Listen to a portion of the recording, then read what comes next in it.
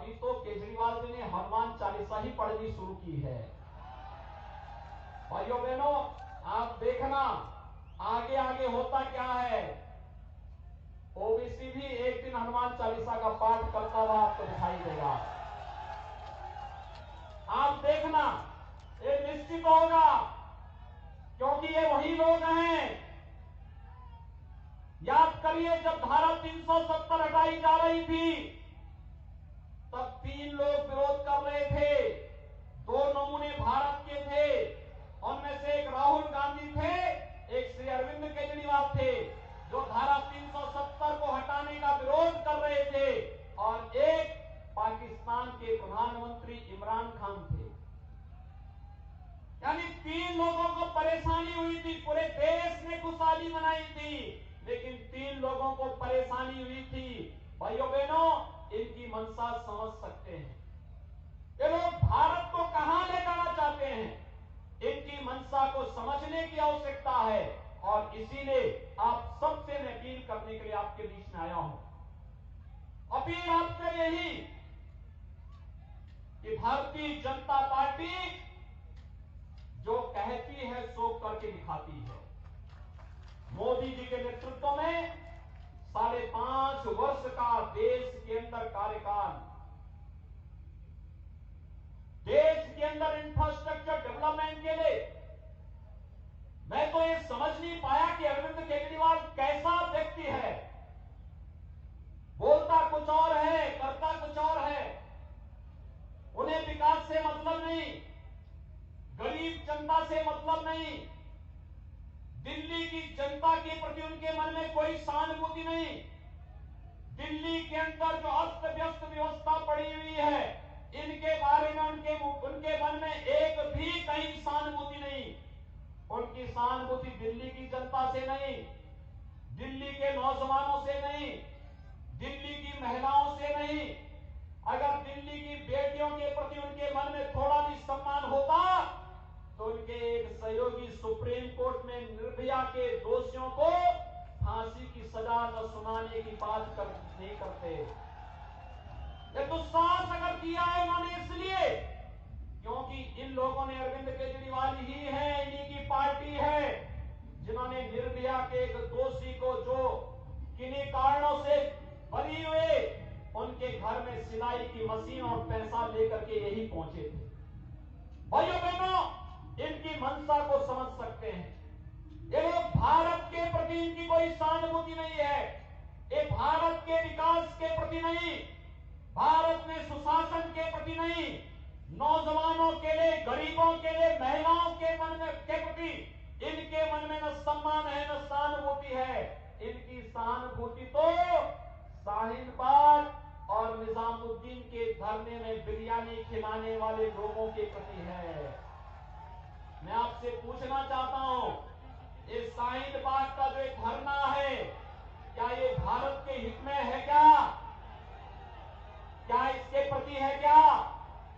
भाइयों बहनों, जब श्री अरविंद केजरीवाल धारा 370 का विरोध कर रहे थे कश्मीर में, मैं समझ नहीं पा रहा था कि पूरा देश खुशहाली मना रहा है कि जिस धारा 370 का विरोध बाबा साहब डॉक्टर भीमराव अंबेडकर ने किया था, जिस धारा 370 के विरोध के लिए डॉक्टर श्यामा प्रसाद मुखर्जी जी बलिदान हुए थे, और उन्होंने नारा दिया था, एक देश में 2 प्रधान, 2 विधान और 2 निशान नहीं चलेंगे का नारा दिया था।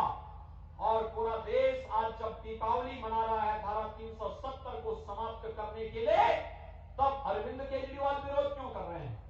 लेकिन 3 दिन पहले मैंने देखा, जब दिल्ली का चुनाव एक नई अंगड़ाई लेकर के भारतीय जनता पार्टी के पक्ष में उतरता हुआ दिखाई दे रहा था, उसी समय पाकिस्तान के एक मंत्री का बयान अरविंद केजरीवाल के पक्ष में आ जाता है। आपने देखा होगा, क्या पाकिस्तान का मंत्री अरविंद केजरीवाल और विपक्षी दलों के साथ भारतीय जनता पार्टी के खिलाफ बयान दे रहा है? ये पाकिस्तान का मंत्री के बयान का मतलब क्या आप समझ चुके होंगे। यानी इनकी भारत के प्रति मंशा क्या? जिस कार्य से पाकिस्तान खुश होगा, क्या आपको वह कार्य करना चाहिए क्या?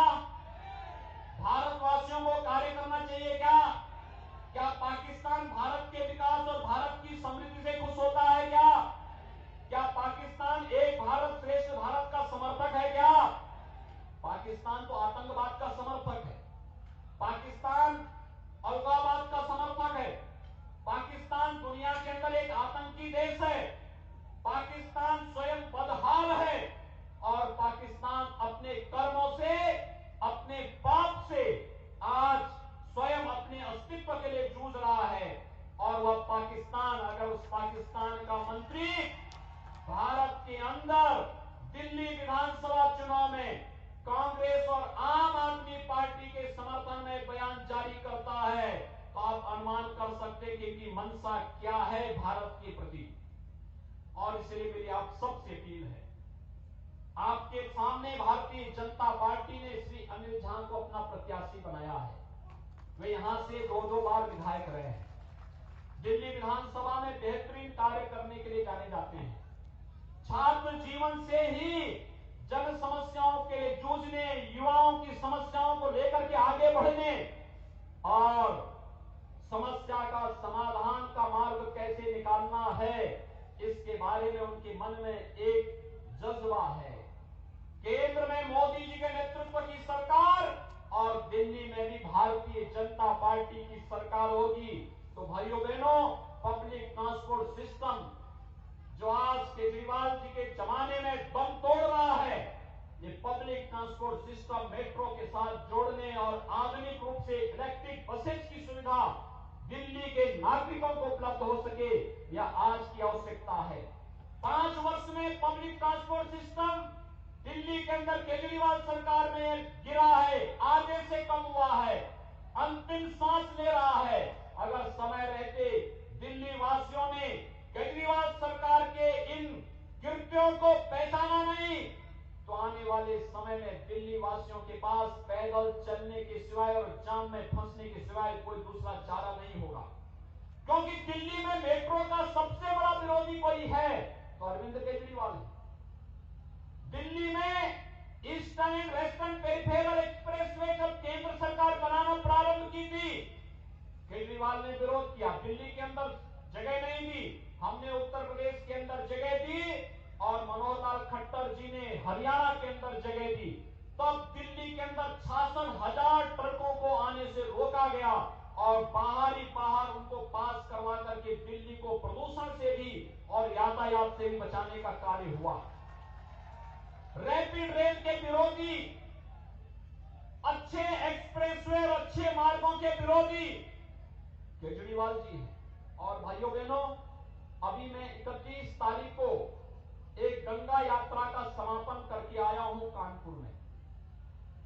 5 साल पहले गंगा जी की स्थिति उत्तर प्रदेश में ऐसे ही थी जैसे दिल्ली में यमुना जी की स्थिति है, लेकिन हमने नमामि गंगे परियोजना के माध्यम से गंगा को निर्मल किया है।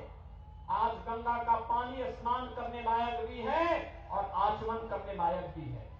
लेकिन भाइयों बहनों, दिल्ली के अंदर आज यमुना जी का पानी न स्नान करने लायक है, न आचमन करने लायक है।